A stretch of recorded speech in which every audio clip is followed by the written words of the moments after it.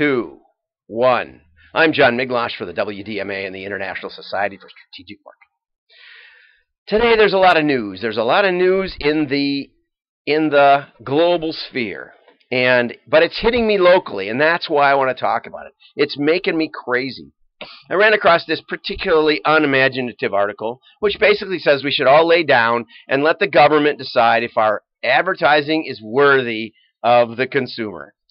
Like, give me a break. What is the government? You ever watch political ads? They are the scum of the earth. They have no idea what they're talking about. Or they're vacuous and have no content. I love it when a guy gets up there and sounds really great and doesn't say what party he's with or doesn't say what he stands for. Just shows big, beautiful pictures of America or something. It's like, oh, great. That would sell. I'm voting against you just because you're a vacuous person.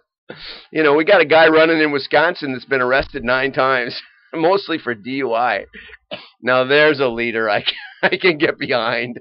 I wouldn't get within miles of him if I knew he was driving in my lane. Anyway, on that note, the government, so this article is about how we should view GDPR as an opportunity.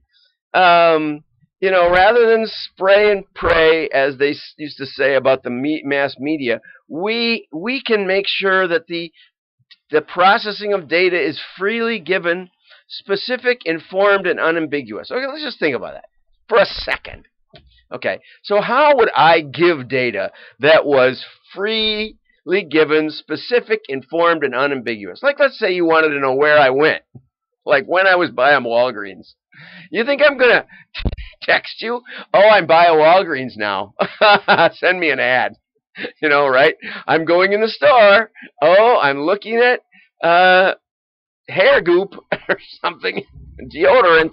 You know, send me an ad right away. I want you to know that I want an ad right now. I mean, give me a break. The reason that this stuff is so pervasive is that it's no trouble to the consumer to send the information. We just walk around with our smartphones and happily divvy it up. You know, I love Waze. It's free.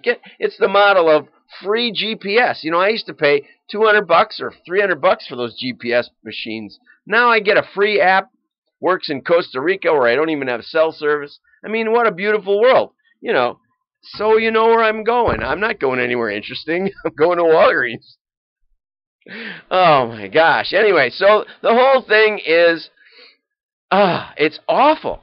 It's just awful. I am so opposed to the mindset of the GDPR because you know, companies are getting fined tens of thousands of dollars for sending an email out saying, do you want to hear from us again? If you don't want to hear from us, don't hear from us. Don't check on it. You know, I mean, it's all of a sudden it's this idea that the consumer has to be protected from all businesses. And we have to protect them from everything. And businesses, you need to get permission from the ICO, who is the governor of advertising in the EU. You got to check with the ICO. Now, the great news, and if we go over here and we see what's going on in Europe, there's a lot of stuff going on. I can't read that thing. I like the graphs, okay? The European corporations are mentioning their concern about GDPR in their earnings calls when they're talking about how they're going to do. They're mentioning GDPR. That picked that up in their annual reports. Not really that much concern. Extremely concerned, 9%. Not concerned at all, 20%.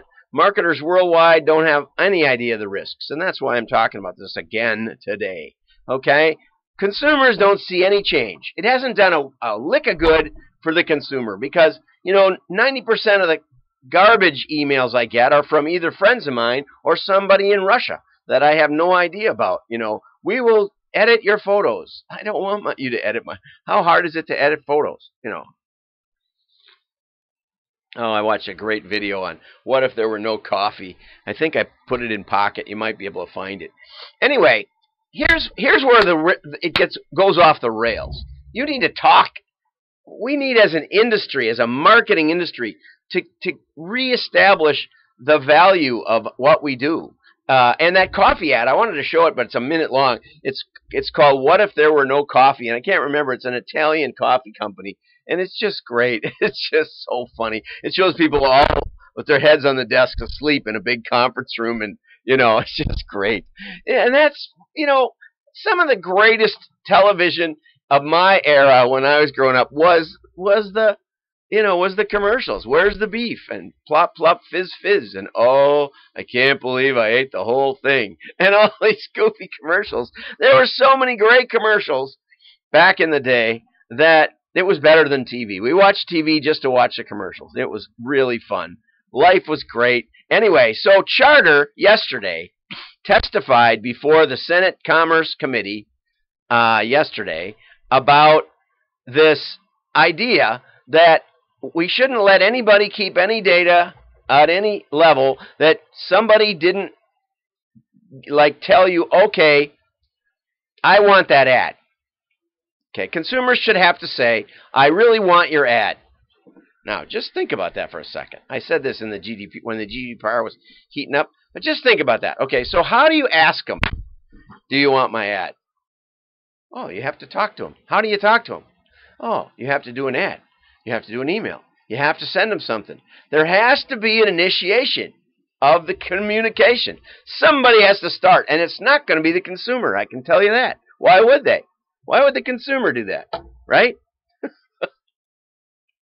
I'm going to opt in. How do you opt in? Well, you send me something, and I'll look it over, and I'll decide if I wanted it or not. The fact is, the consumer doesn't know what they want. That's why freedom of speech, there has to be an element of commercial speech in it. Communication is a requirement for competition. And if the government starts controlling the commercial competition at a very deep individual level, then only the people who are complicit with government will be allowed to communicate. Mark my words. Go read Das Kapital. I said this on the GDPR. Das Kapital is not about Hegel and the Hegelian dialectic and the rise of the workers. Das Kapital is an economics textbook, essentially. And it says the only value an item has, pick up something. Here's a tube of hand cream that I got free at a hotel. The only value that the item has is what is the materials, the plastic and the lotion and and the labor to put it together. Melt it down, that's the value of the materials and the labor. Now, by labor, do we mean the copy that's on the back of the tube? Do we mean the tooling or the design or the nifty cap that works so well and clicks on just so tight, perfectly well? No, you wouldn't have all this innovation because you'd say that's not a real cost. Design isn't a real cost. And back in the Soviet era, my sister smuggled Bibles a little bit, and she came back with some junk from the Russian military. I have a brass belt buckle, and it's a piece of garbage. I mean, the brass is nice. My brother lived in Russia 15 years. He'll tell you all about the Russian economy. But basically, they didn't value marketing. They didn't value design, copy. They didn't value any of the things that we do. Why? Because the state controlled the media. And the state is getting their nose under the door with GDPR. So I'm trying to work with a company that lets me take the identities of the people that come to my website and we can mail them something. And that company said, you can't give these mailable addresses back to your client. You can't mail them more than once because that's an invasion of these people's privacy. And they said, based on legislation and regulations. I said, you tell me what regulations. And they said PII, which is the referendum passed in California, which everybody agrees will be different by the time it takes effect in 2 years. It isn't even taken effect for 2 years. And they're already locking down the data, and they're building firewalls between the person and the address. Right? In anticipation of legislation that does not exist. That's what we're looking for. We need to speak up. You need to understand the value of marketing. Marketing brings innovation and competition. I'm John Miglosh. Hit like and share. Like and share so we get this thing going. And I'll talk to you tomorrow. Oops, I always hit the wrong button. I turn